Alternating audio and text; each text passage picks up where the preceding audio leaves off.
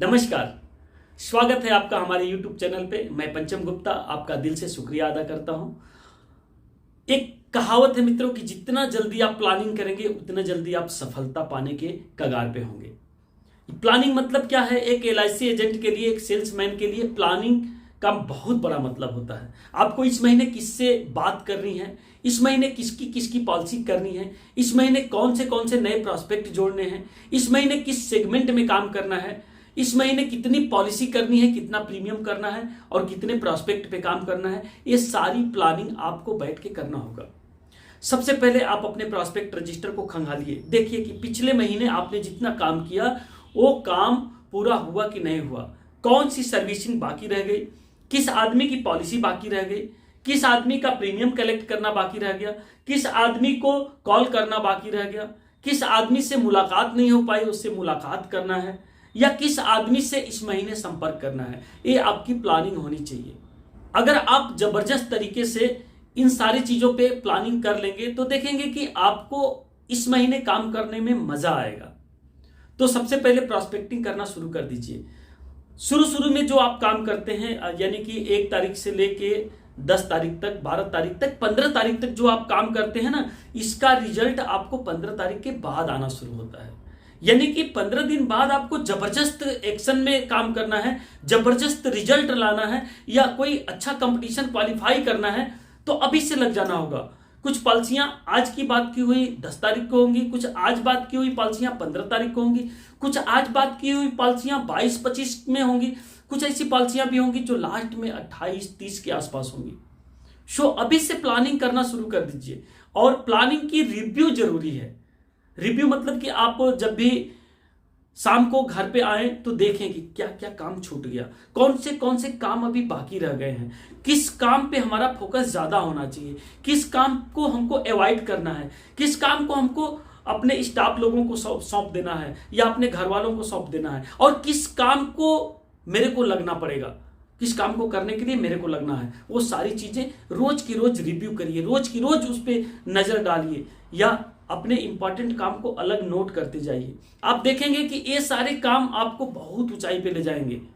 जो बड़े बड़े उद्योगपति होते हैं, जो बड़े बड़े बिजनेसमैन होते हैं, या बड़े बड़े जो लीडर होते हैं, या बड़े बड़े जो थिंकर होते हैं, बड़े बड़े जो राइटर होते हैं, या बड़े बड़े जो काम करने वाले लोग होते हैं ना, वो अपने हर दिन की एनालाइज करते हैं, अपने हर दिन का एनालिसिस करते हैं, अपने हर घंटे का रिव्यू करते हैं, और रिव्यू कर करके अपडेट कर करके उनकी लाइफ ऐसी हो जाती है ना कि उनको फिर लिखने पढ़ने की भी जरूरत नहीं होती। उनके माइंड में वो चीजें नाचती रहती हैं, समय चलता रहता है, काम चलते रहते हैं, और काम का इंपॉर्टेंस, किस काम को अवॉइड करना है, कहाँ ज्यादा समय देना है, कहाँ कम समय देना है, किस पे फोकस करना है और किससे फोकस हटा लेना है, ये सारी चीजें उनके माइंड में एक तरीके से फिट हो जाती हैं, एक सिस्टम बन जाता है, और उस तरीके से काम करते रहते हैं। बड़े बड़े लोगों को हमने देखा है,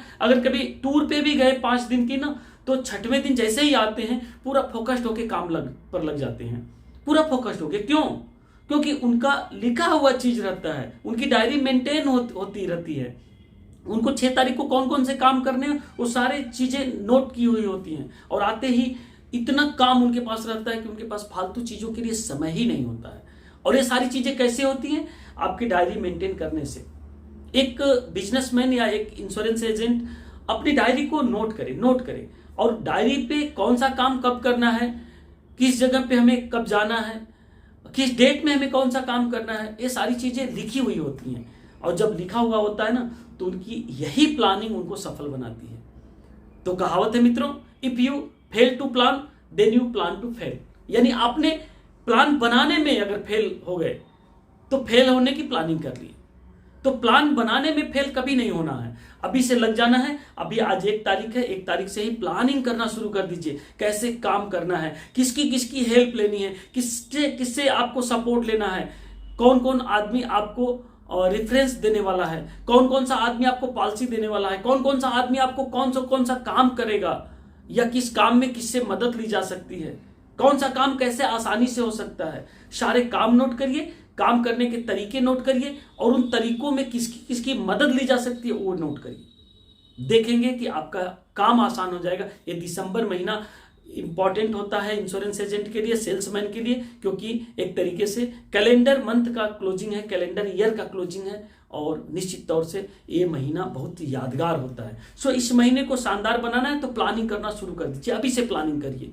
और आपको पता हो ना हो, जब आप देखेंगे 31 दिसंबर को कि आपका काम कोई रुक गया ना, तो उसमें देखेंगे कि प्लानिंग की कमी थी, आपके रोड मैप की कमी थी, आपके कहीं ना कहीं अव्यवस्था की वजह से वो काम रुका या फोकस न रहने की वजह से काम रुका होगा।